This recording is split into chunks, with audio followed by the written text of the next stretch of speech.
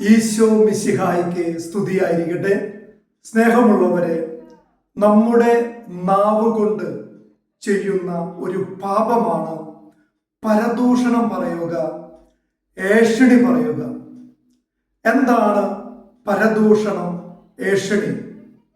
നമ്മുടെ കൂടെയില്ലാത്ത ഒരു വ്യക്തിയുടെ, ആ വ്യക്തിയുടെ കുടുംബത്തെക്കുറിച്ച് കുറ്റങ്ങളും കുറവുകളും പോരായ്മകളും അപവാദങ്ങളും പറയുന്നതാണ് ഈ വലിയൊരു പാപം.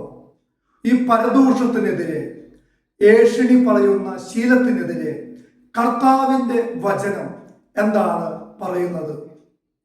സങ്കീർത്തനങ്ങളുടെ പുസ്തകം 101-ാം അധ്യായം 5-ാം തിരുവചനം: അയൽക്കാരനെതിരെ ഏഷണി പറയുന്നവനെ ഞാൻ നശിപ്പിക്കും. അയൽക്കാരനെതിരെ ഏഷണി പറയുന്നവനെ ഞാൻ നശിപ്പിക്കും.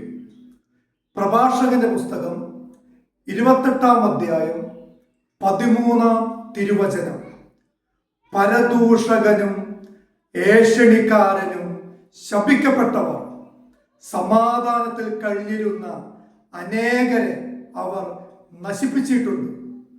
പരദൂഷകനും ഏഷണിക്കാരനും ശപിക്കപ്പെട്ടവർ, സമാധാനത്തിൽ കഴിഞ്ഞിരുന്ന അനേകരെ അവർ നശിപ്പിച്ചിട്ടുണ്ട്. വിശുദ്ധ പൗലോസ്ലീഹ കൊരിന്തോസുകാർക്ക് എഴുതിയ 1-ാമത്തെ ലേഖനത്തിൽ കർത്താവിന്റെ വചനം പഠിപ്പിക്കുകയാണ്: പരദൂഷകർ ദൈവരാജ്യം അവകാശമാക്കുകയില്ല. പരദൂഷകർ ദൈവരാജ്യം അവകാശമാക്കുകയില്ല. ഇവരെ നോക്കിയിട്ടാണ് കർത്താവായ യേശു ക്രിസ്തു വിശുദ്ധ മത്തായി ശ്ലീഹ എഴുതിയ സുവിശേഷം 7-ാം അധ്യായം 5-ാം തിരുവചനം ഇപ്രകാരം പറയുന്നത്: ആദ്യം സ്വന്തം കണ്ണിൽ നിന്ന് തടികഷ്ണം എടുത്തു മാറ്റുക. ആദ്യം സ്വന്തം കണ്ണിൽ നിന്ന് തടികഷ്ണം എടുത്തു മാറ്റുക. വീണ്ടും പ്രഭാഷകന്റെ പുസ്തകം 28-ാം അധ്യായം 25-ാം തിരുവചനം ഓർമ്മിപ്പിക്കുന്നു: വാക്ക് അളന്ന് തൂക്കി ഉപയോഗിക്കുക. വായ്ക്ക് വാതിലും പൂട്ടും നിർമ്മിക്കുക.